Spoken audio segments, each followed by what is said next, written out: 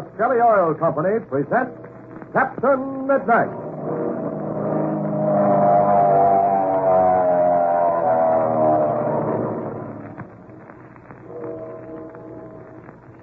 Captain Midnight, brought to you every day, Monday through Friday at this same time, by the Skelly Oil Company, Skelly Jobbers and Dealers.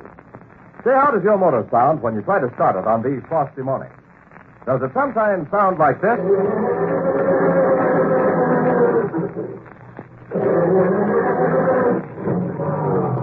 If your motor sounds like that, look out.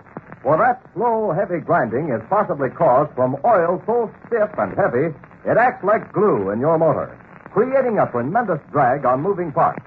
This makes your car hard to start, of course. But much more serious, that stiff oil doesn't get up into your motor fast enough to lubricate properly. Now, it's a known fact that more wear is put on your motor during a dry start than you'll probably put on your motor during a whole day of driving. Before long, you may have a ruined motor and a big repair bill to pay. Now, fortunately, there's a simple, easy way to avoid this. Change to a winter oil that's fast-flowing enough to get up into that motor and lubricate it right from the word go, and stand up after subjected to high driving heat. Now, I'll tell you an oil that will lubricate your motor safely during these cold winter months. That's Skelly Tagoline motor oil. You see, Skelly Tagoline flows exceptionally freely at low temperatures. It gets up there fast, and its tough protecting film guards against that metal-to-metal contact that breaks motors down. If your motor's been grinding slowly on the start, you'll probably find it turns faster and smoother the moment you put in Skelly Tagoline winter motor oil. So drive in at Skelly's red, white, and blue sign. Fill up with Skelly Tagoline motor oil today. The boys at every Skelly station know just the right weight for your car. And if your radiator hasn't been protected for winter, they have a real antifreeze for you. And say, you boys and girls who are listening, tell Dad about Skelly Tagoline winter oil, won't you? He'll be glad. He'll probably visit a Skelly station soon. And while you're there, you can join the Captain Midnight Flight Patrol. And the Skelly man will send in for your free Mr. Magic Weather Forecaster badge. And now for Captain Midnight. Last time, you remember, Captain Midnight and Chuck took a walk after Chuck's birthday party. Then they were held up, and the mysterious bandits asked for Captain Midnight's watch. Well, this would have identified Red Roberts as Captain Midnight. Luckily, Captain Midnight did not have his watch with him. It is now early the following morning, and Captain Midnight, Chuck, Steve Donovan, and Fred Boyd are gathered together in Boyd's office at 7G headquarters on Black Gulch Field. Steve is speaking. Great guns, Red. So you and Chuck were held up within 400 yards of the house. That's right, Steve. Things have come to a pretty pass when you can't go for a walk outside your home without being robbed. There's more to this than just a robbery, Fred. Well, they took all of Red's money, even wanted his watch. Seemed mighty put out when they couldn't find it, didn't they, Red? Yes, mighty put out. That's just the point. Well, it's sure a lucky break you found out that your watch had gone haywire and that you'd given it to me to take down to the jeweler's. It's extremely lucky, Fred. You mean the robbery was just a blind for something else, Red? That's exactly what I mean. Then the whole purpose of the holdup was to get your watch. And all the time I had it. Still have it, for that matter. Which is a lucky break for all of us. A very lucky break. Well, I'll take it down to the jeweler's. It'll be safe there. Good. Steve, did you locate that aerial camera? Oh, yes, I did, Red. I put it in the baggage compartment in the plane. How about film? Oh, there's enough film to make a map of the whole Rocky Mountains. Swell.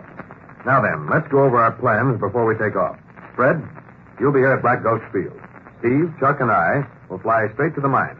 The moment we get there, we'll install the camera in the Bonanza plane we rented. Then Chuck and I will take off on our trip to try to photograph Shark's hideout. Gee, I hope everything works out okay. Steve here will stay at the mine. If you want to communicate with me by radio, Fred, you'll be able to while we're flying our own plane and while we're at the mine. But not after we take off in the rented plane. Okay, I understand. How long do you think it'll take for you and Chuck to get those pictures? A little over an hour if nothing goes wrong. Well, it's only 8 o'clock now. If you don't have any trouble, you should be back here about noon. That's what I'm hoping. Now then, one thing more. Is there a photographic studio in town? Well, yes, if you can call it a studio. Yeah, queer old Duck runs it. He does his own developing, doesn't he? Yeah. Fine. I want you to make arrangements with him to develop this film for us. I will. If we get back at noon and take the film to him right away, he can have prints ready for us by this evening. Oh, then we'll have our aerial map. Gee, won't that be swell? Well, I don't see how a map's going to show where Shark's hideout is. Well, wait till you see the map, Fred. Then you'll get a better idea. Have you ever looked at a detailed aerial map, Fred? Well, Well, no, I guess I haven't. Well, you'll be amazed to see the detail that's shown in a good aerial picture. For example, you can see a telephone line. By George, do you mean to say you can see the wires? Well, no. That's going a bit too strong.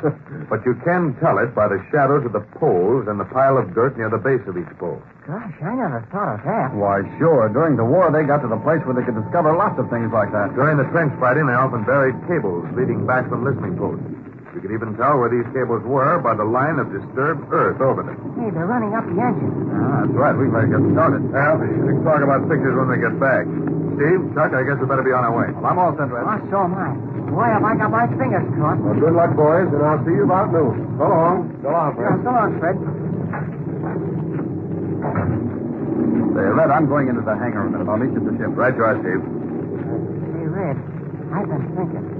What, again, Chuck? Oh, no kidding, Red. This is serious. You remember that fellow who held us up last night? Yes, Chuck, I remember him only too well. Oh, do you remember his voice? I certainly do. Well, would you know it if you ever heard it again? Absolutely. Why? What are you getting at? Well, Red, I think I heard that fellow's voice before. You have? Yes, I'm almost positive I have. You know, I thought maybe I did, too. Now I know I'm on the right track. Tell me, do you know who it was? Gosh, Red, I've been trying to figure it out. I know I've heard that voice before, but I just can't place it. But if I ever hear that voice again, I'll know it right away. I think we both will. I'm sure of it, Chuck. Well, look who's here. Well, hammer me down if it isn't my old pal Chuck Wren. Oh, hiya there, Ichabod. You know Red Roberts, don't you? Well, grind my veils, of course I do. How are you this morning, Robert? Good morning, Mud. How do you like your job by this time? Just fine, just fine. I like my job swell. Which reminds me, I ain't thanked young Ramsey here for putting me wise to it. Gosh, I was tickled to death to tell you about it. Say, by the way, Mud, do you know how to fly? Do I know how to fly? Why, just put me at the controls once and see. Why, I can handle a ship better than any autopilot you ever saw. Well, we'll have to try you out sometime. Now you're talking. Just give me a chance once and you'll see flying what's never been seen before. Say, I see Steve Donovan putting a camera into the plane. Now, I worked on an aerial map of job once, and if you want any help along that line, why, you just call on Ichabod Mark. What kind of work did you do? Oh, I installed the cameras and loaded and unloaded them. Well, that's old stuff to me. Or would you like to help on an installation job this morning? Well, loop-de-loop. Lead me to it. You get into that Falcon, we'll be with you in a second. Would I like to handle a camera here? Well, I ask you. What a guy. Yeah. And if he can do half what he says he can, he'll be a lot of help. Oh, here comes Steve again. Well, we're all ready. Okay, boys, we're all set.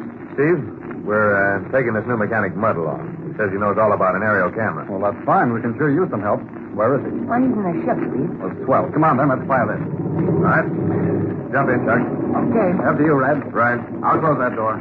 Hey, look. Much in the pilot seat. Well, hammer me down. Don't you want an A-1 pilot to do the flying? Did you test this motor, Mud? Sure, she's purring like a sewing machine. Well, I'll rev it up once more for safety's sake. There, didn't I tell you? She's running fine. All right, Chuck, ready to take her off? All set, Red. Give her the gun.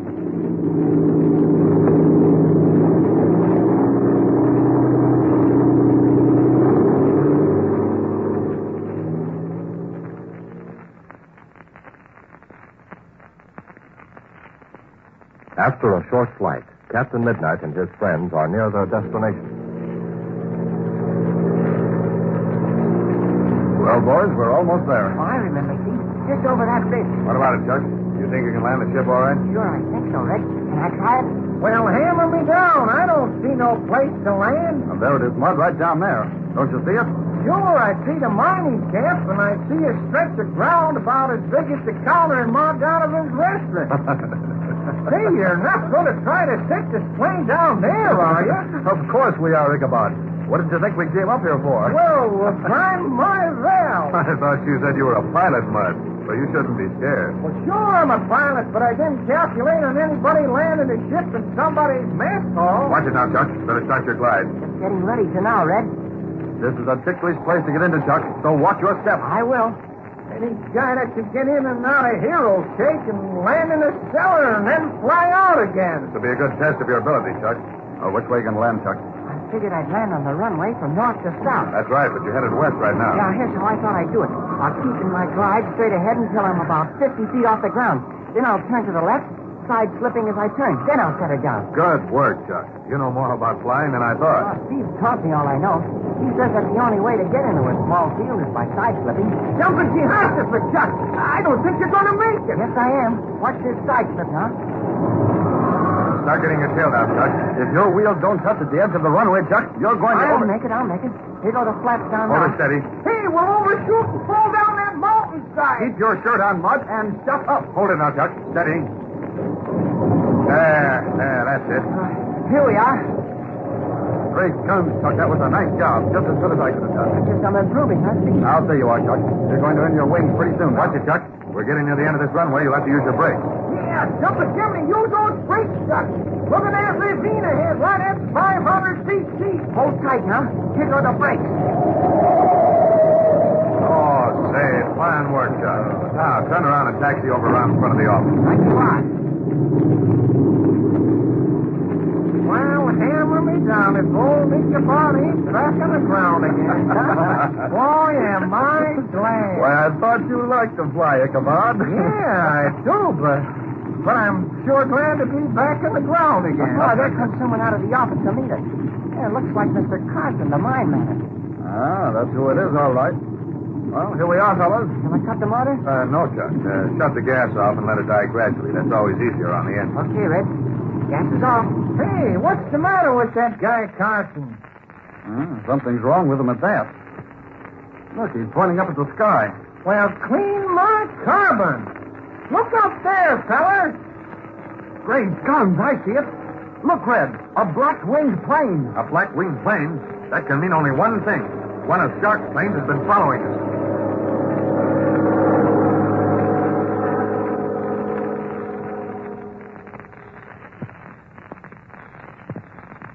Well, what do you think of that?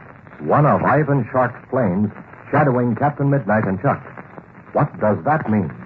Does Shark suspect the purpose of their flight? Will Captain Midnight dare take off on his photographing trip? We'll find out more tomorrow. And now, remember, your car will start faster if you change to winter oil at once. Even more important, your motor will be safer when it's protected by a real winter oil. An oil specially made to flow freely at low temperatures and stand up when subjected to high driving heat. Remember this, too. Skelly Tagolene winter oil is the oil to change to. It's amazingly fast-flowing, rushes to every part of your motor the minute you step on the starter. Skelly Tagolene keeps your motor safe. And besides, it stands up mile after mile, saves extra quarts and extra quarters. And you boys and girls, tell Dad this. Tell him he ought to try Skelly Tagolene oil for winter right now. And when he goes to the Skelly station, you go along and join Captain Midnight's Flight Patrol. It doesn't cost you a penny to join. And the Skelly man will send into headquarters for a free Mr. Magic Weather Forecaster badge for you. And listen tomorrow, same time, same station, for further adventures of Captain Midnight. Brought to you by the Skelly Oil Company, Skelly Jobbers and Dealers. Will Captain Midnight and Chuck dare to take off on the photographing flight? Be sure to listen. Until tomorrow, this is your Skelly Man saying goodbye and happy landing.